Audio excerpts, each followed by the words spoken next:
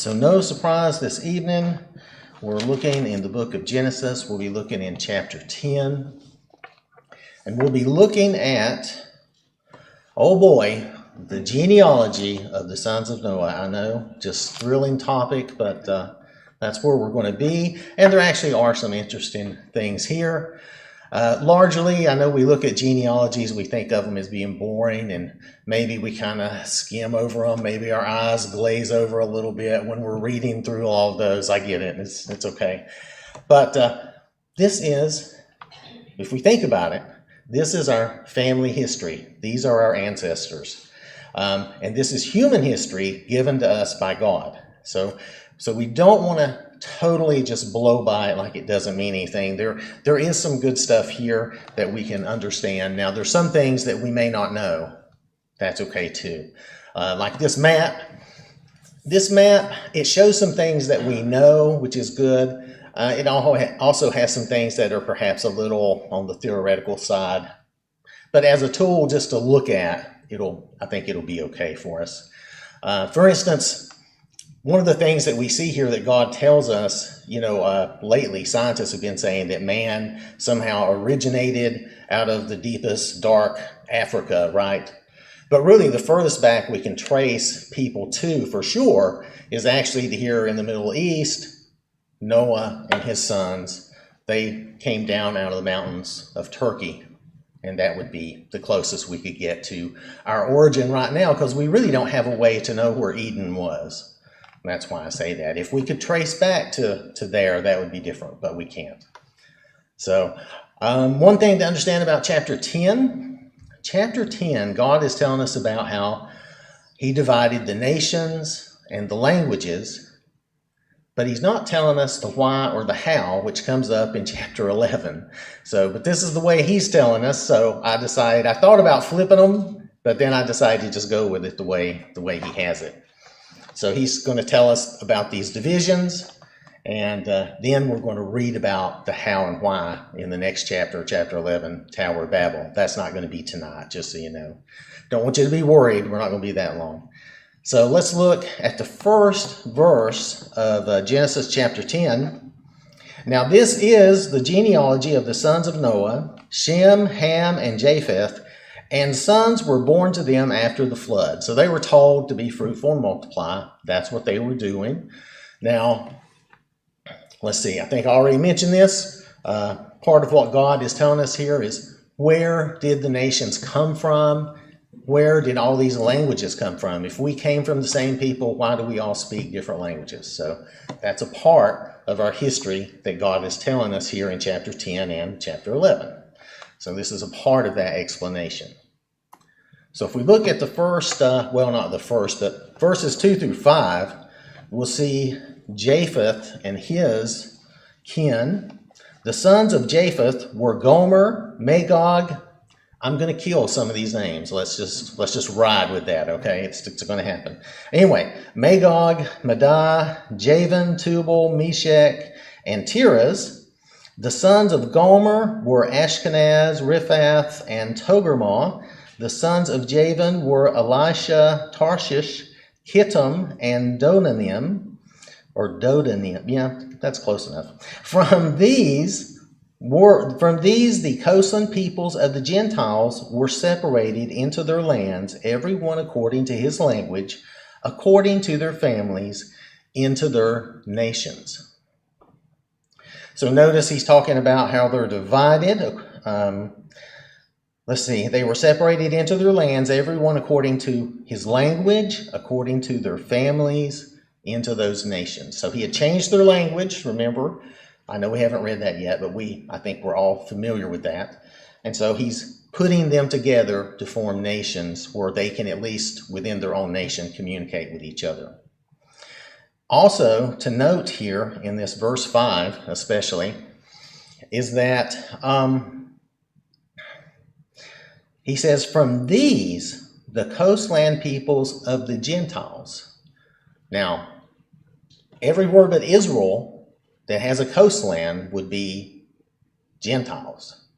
So he separated them out. One thing when we look at this map, we'll see that it mainly focuses on the Middle East, but When we read in chapter 11, we know that God scattered people over the face of the whole world. And here he says these are the coastal peoples of the Gentiles, the coastland peoples of the Gentiles. So that could be all over the world, not just in a couple of specific places or anything like that.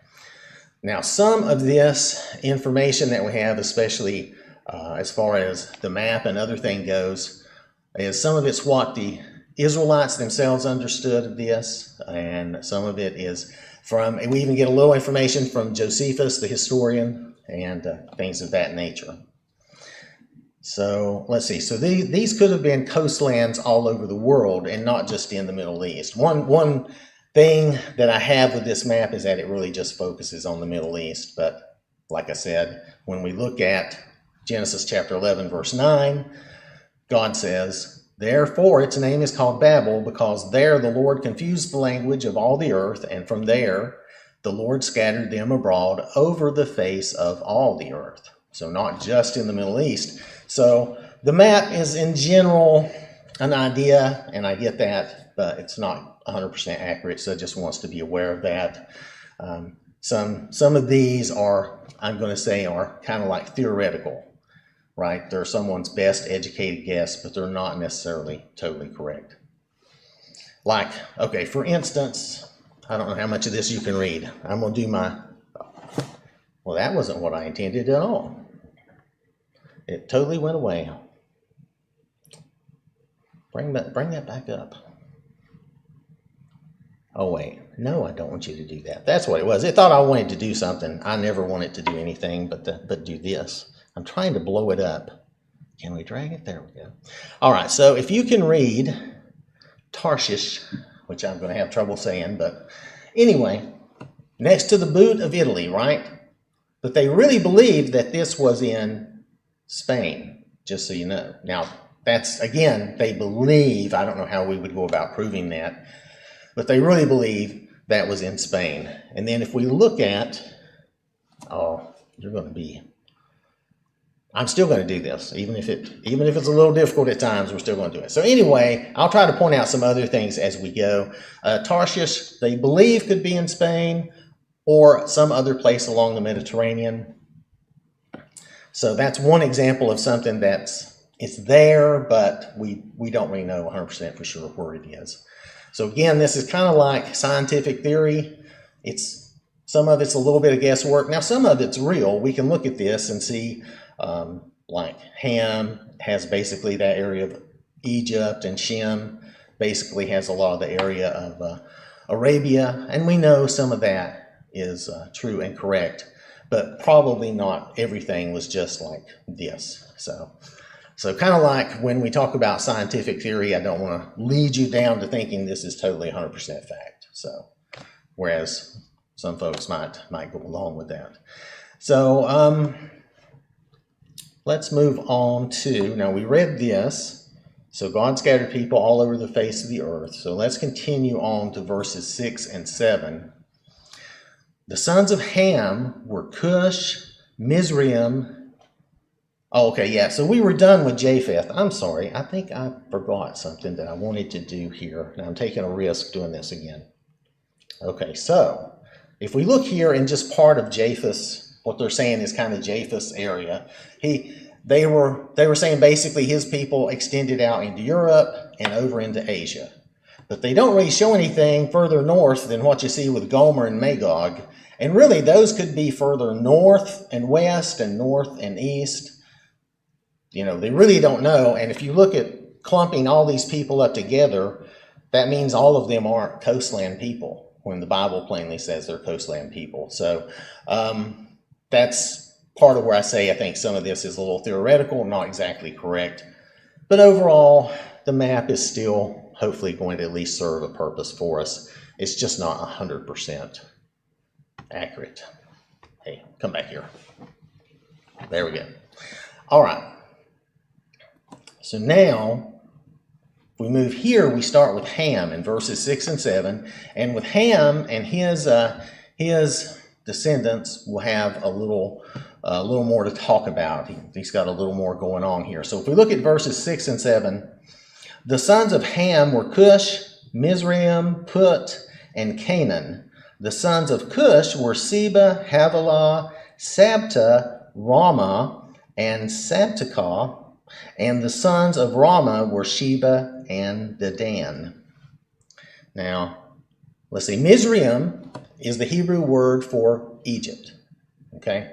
So Egypt is definitely related to Ham, and you saw even in our map, they just put in that big green area, and we're going to see it again. They just say Ham, right? And they're not talking about pork, they're talking about Ham. So if we look at Psalm 78:51, this is just one example that I pulled out. There's other examples in the Bible. This gives you an example of how this area is related to Ham.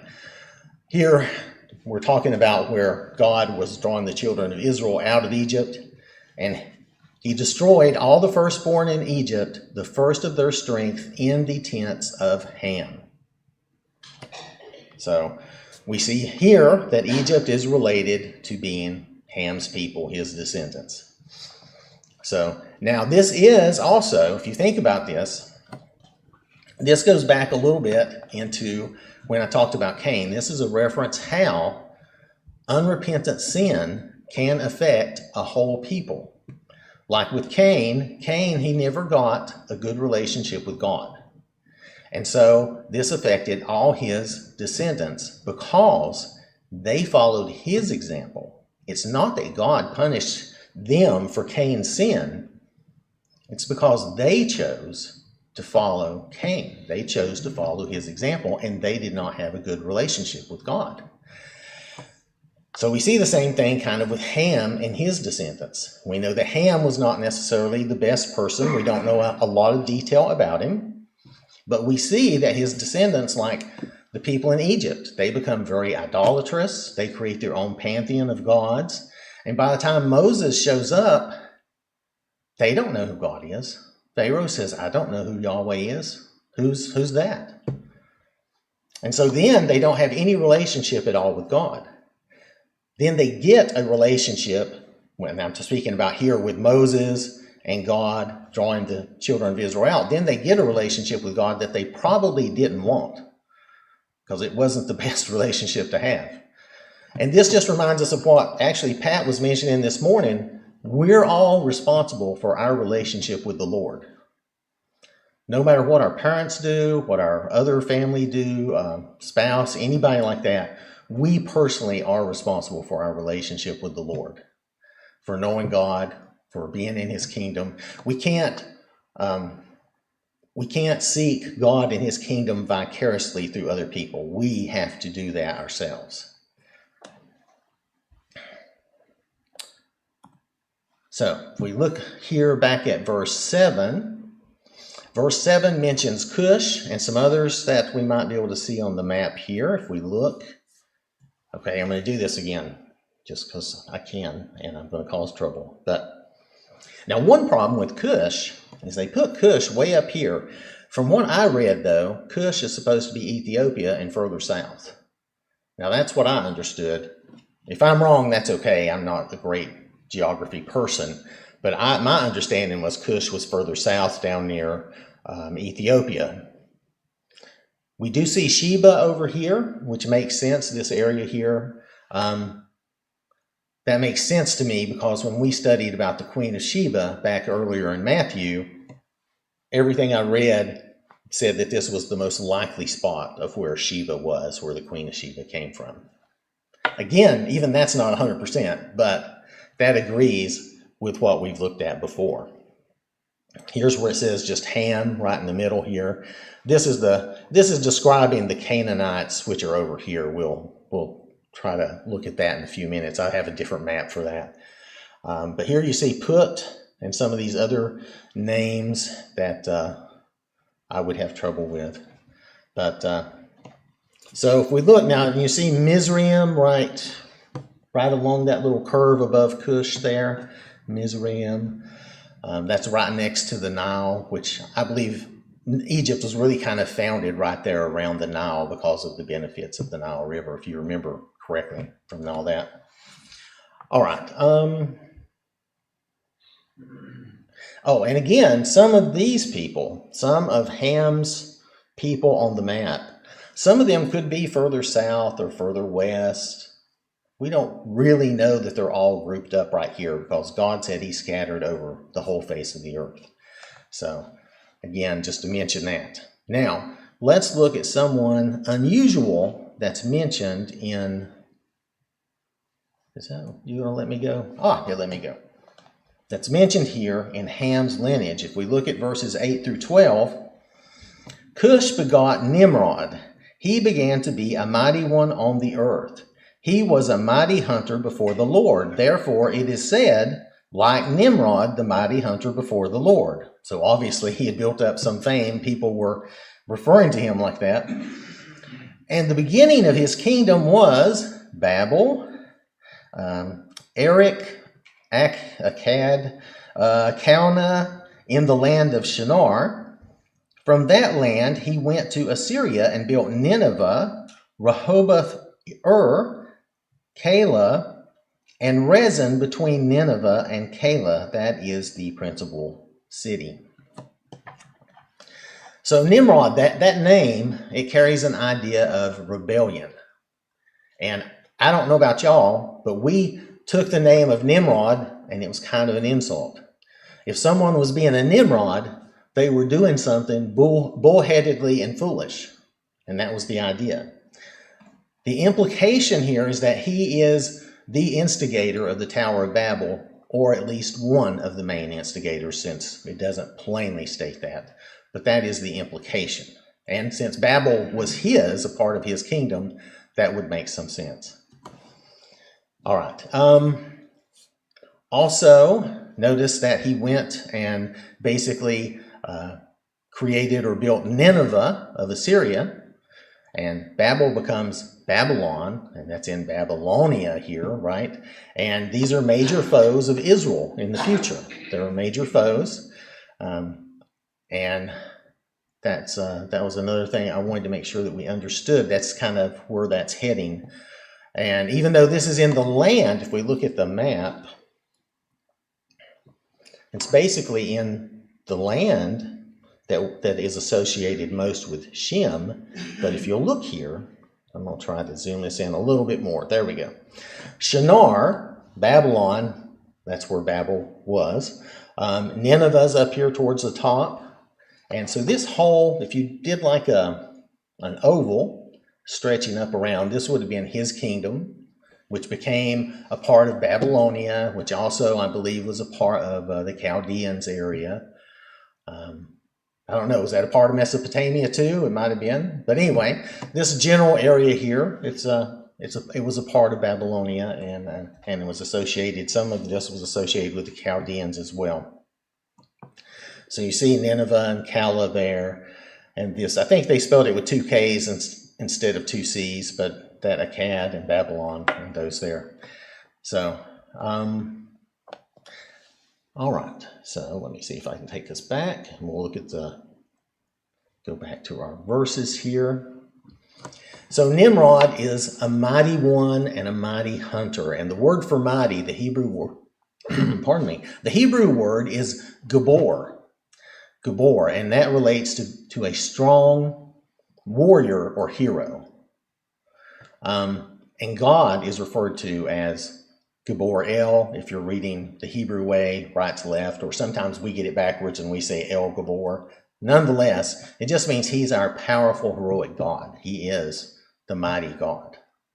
So he is mighty to save. You might have heard of that. I think there's even a song like that. So Nimrod, though, he appears to have some human might, some human strength or power. He's a ruler and a builder of cities. One interesting thing about him, Babel was his kingdom. His family wasn't dispersed. You notice he's still there. And it makes sense. Everyone would not be dispersed. God wanted people scattered over the face of the earth, but he didn't disperse that family. So they were still there. That was still his kingdom. But he dispersed all of the other people. So Nimrod is an example of stubborn foolishness, Kind of like with the Tower of Babel, which we'll talk about. It's an example of the futility of men thinking that we're going to outdo or fight God, something like that. Man's power compared to God's power is nothing. So it's not that Nimrod didn't accomplish some things. We notice he had a kingdom. He built some cities. He definitely did some stuff. But God easily spoiled his plans to build that tower. So when we try to go against God's will, he will defeat us in those things. It doesn't mean necessarily that we're evil. We may just be misguided or we may be being rebellious when we go against God's plans. Sometimes we do so unknowingly, but the Lord will stop us and correct us. And no matter how stubborn someone is, which, like I said, this kind of implies that Nimrod was bullheaded and stubborn, it doesn't matter how stubborn they are, they can't defeat God. Let's look at our next verses here, verses 13 and 14. Mizraim begot Ludim, Anamim, Lahabim, Naphtahim, Pathruzim, and Cashluim, from whom came the Philistines and Caphtorim. Now, out of all those names, Philistines is about the only one that really rung any bell with me. I don't know about y'all, but I'm just being honest. That's the one that we all know, right? That's the one we know who that is. So let's look at their territory for a minute. Now here we're looking basically over where Israel is, but we're focused on Philistia on the left, that light green shaded area from Gaza up to Joppa. This was mainly the territory of the Philistines. Now, on the right-hand side of this map, you can see things like, let me see if I can bring up the little, I haven't been using this because I'm not very good with it, but we'll try to do the little pointer.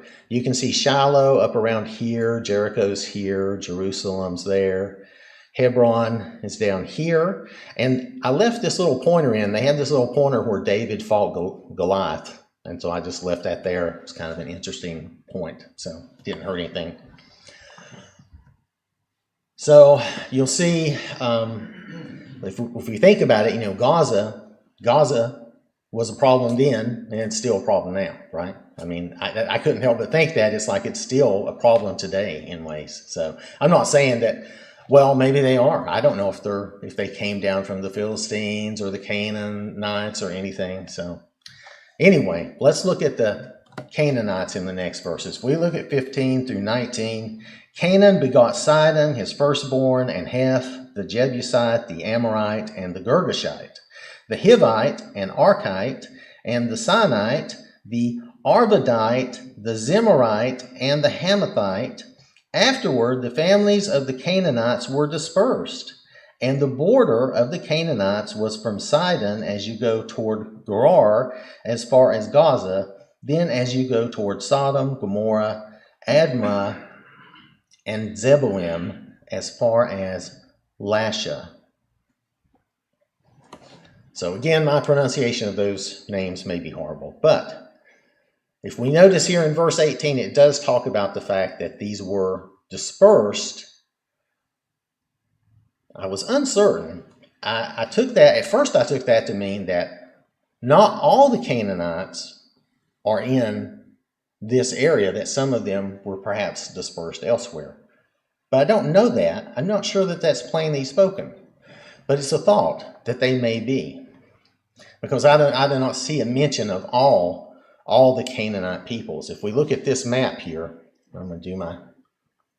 Oh, you're not going to do it for me now, are you? What a booger. Okay. Oh, you know what? I need to turn the thing off. I still have the laser pointer going. Now, here we go. All right, so if you look down here in the south towards Beersheba, you'll see the Hittites. You'll see Kenites over here. Now, they do have, like Esau's people, the Edomites listed down here, and the Moabites over here as well, if you see that. The Jebusites are up around. Now, Hebron's kind of covered by that banner, but I just kind of borrowed their picture, so I didn't remove their banner.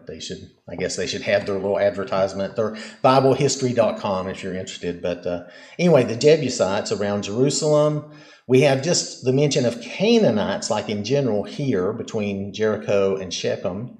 If we roll up here past Samaria, we have Canaanites, Perizzites, Hivites, more Canaanites over here. If we go over here, Girgashites over in the Gergesenes area, if you remember that, or the Gadarenes area. And Hittites up here around, well, we'll say below Tyre. And then Hivites up there next to Sidon. So we don't quite see all the ites of the Canaanites in here, but we do see that this is generally the Canaanite area. All right, cut it out. Okay, so it's just a reminder of where the Canaanites were, especially when Israel came. There were definitely Canaanites there. So whether or not some of the others maybe were dispersed elsewhere doesn't really matter for the purposes of Israel and what's going to occur in the future. But it was just a thought when I read that. So chapter 10, verse 20.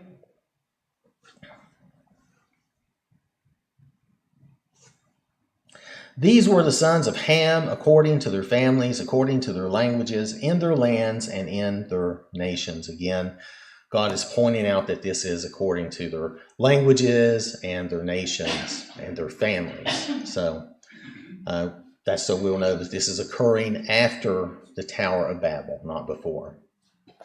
So then we really only have one person left, one lineage left, and that's Shem. If we look at Shem, starting in chapter 21, and children were born also to Shem, the father of all the children of Eber, the brother of Japheth the elder.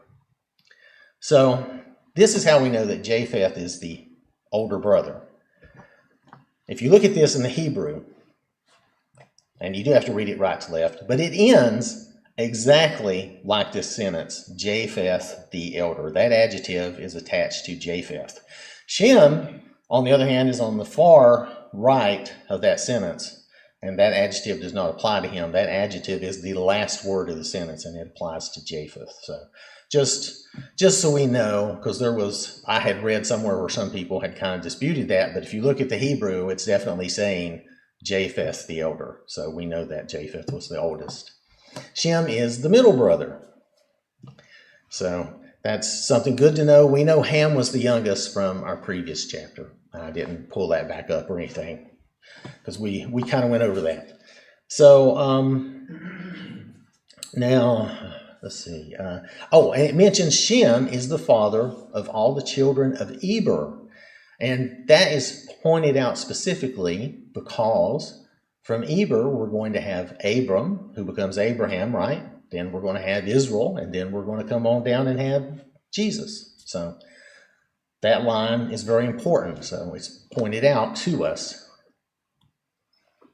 Now, if we look at the next verses, 22 through 25, the sons of Shem were Elam, Asher, Arphaxad, Lud, and Aram. The sons of Aram were Uz, Hul, Gether, and Mash.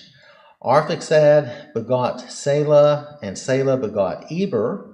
To Eber were born two sons. The name of one was Peleg, for in his days the earth was divided, and his brother's name was Joktan. Peleg is pointed out because his name means division. And it was in his time, in his days, the earth was divided. So probably around his birth, this whole Tower of Babel and the division of the nations and the languages occurred because his name is division. So probably born right around that time. All right, so let's look at the next verses. We'll look at verses 26 through 30. Joktan begot Almadad, Sheleph, Hazarmapheth, Jerah, Hadaram, Uzal, Dikla, Obal, Abimiel, Sheba, Ophir, Havilah, and Jobab. Let's see. Okay. All these were the sons of Joktan, and their dwelling place was from Mesha as you go toward Sephar, the mountain of the east. So we're not told a whole lot about all of these, and I know they tried to put them, some of them at least, I think quite a few of them are on the map here. Let's just take a look at that again. It's basically understood that a lot of Shem's people here are on the Arabian Peninsula. So if we look up here towards the north, you can see Uz and Hul and Aram and even Peleg and Eber. Joktan and Havilah were there. You have Jobab way down here, and some others seem to be mixed in around Sheba. Again,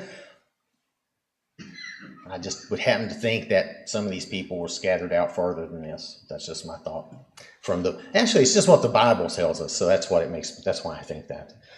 But just so we see that and kind of take a look at that, we'll look a bit more at this, at the lineage of Shem and Eber with the Tower of Babel. So for now, let's look at verse 31 here. These were the sons of Shem according to their families, according to their languages, in their lands, according to their nations. Now, notice again the mention of the languages and the nations. And like I said, Lord willing, we'll read about the Tower of Babel in the next chapter and we'll study that. For right now, for this evening, let's end with verse 32. These were the families of the sons of Noah according to their generations in their nations, and from these nations were divided on the earth. I didn't read that. I keep getting that emphasis wrong, so hold on a minute. And from these, the nations were divided on the earth after the flood. So, from all these people were divided, from all these people, the nations came about. And that's why it's important for us to remember this. We're all related. Everybody on the earth is related. These are the families. These are our families from long ago. These are our ancestors. And their world, in a way, is an example, and the way that their people did is an example of what we see in the world today. People forget God. They have no relationship with Him. They worship themselves. They worship idols. Just as it was back then, everyone pursues what they want. And few people are seeking God, and few people find Him. So few people are making it into the kingdom of God. Just like Jesus said, the narrow gate, few people find it. It's a sad thing, but it's a fact. Now, what we need to remember is that they are still, all these people that we think of as being lost, they're all still a part of our family, no matter how distant the relation is. We're all, and I'm talking about human family, we're all related humanly through our ancestors going back. So they're all still related, they're all still made in the image of God. And while we may be disgusted and dumbfounded and everything else about some of the things we hear and see that people do, we have to remember that they're still our people, and we're no better than they are. Kind of goes with what Matt was talking earlier. There, but for the grace of God, go I. This is a statement of empathy and gratitude and humility. Empathy, because it encourages us to remember that we have been lost. We know the shame of sin and wrongdoing, and we can relate to those lost souls, those people we see, and we can have compassion on them, just like the Lord has compassion on us. Gratitude, because we're grateful to the Lord that He has revealed Himself to us, that He has shown us His salvation, that He's given it to us, and He has forgiven us so that we are His children. Humility, because we acknowledge that we have not earned our position with God as His child. We receive God's blessing due to grace. God's love and grace extended to us through Jesus. And we know that we do not deserve God's grace any more than anyone else in this world. But he gives it to us because we've sought him and we've asked him for forgiveness and we've came to him. So this evening, if you need to do anything to be right with God, if there's anything that we could help you with at all, to be sure that you're in his family, that you're his child in good standing, we would just ask that you come forward and let it be known as we stand and sing.